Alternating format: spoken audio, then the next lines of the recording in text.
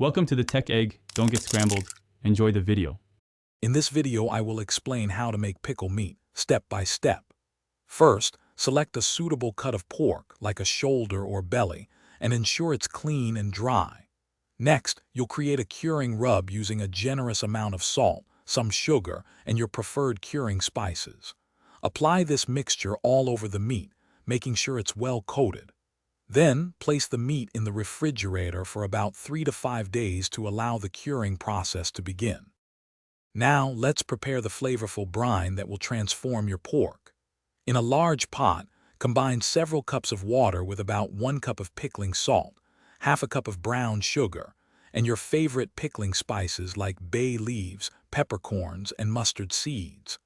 Bring this mixture to a rolling boil, stirring until all the salt and sugar have fully dissolved.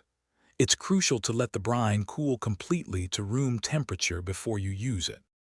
With your brine ready, it's time to combine it with the cured meat. Carefully place the pork into a clean, non-reactive container, such as a food-grade bucket or a large glass dish.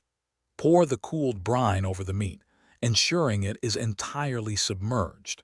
You might need to use a plate or a weight to keep the meat pressed down. Refrigerate this for a minimum of 2 to 3 weeks to allow the flavors to fully develop. After the brining period, your pickle meat is almost ready for cooking. First, take the meat out of the brine and rinse it very well under cold, running water. This helps remove excess salt from the surface. For an even less salty taste, you can soak it in fresh cold water for about 1 hour, changing the water once or twice. Now, it's ready to be boiled, braised, or added to your favorite hearty dishes for a delicious, savory flavor. Thanks for watching. Consider subscribing if I helped unscramble your problems.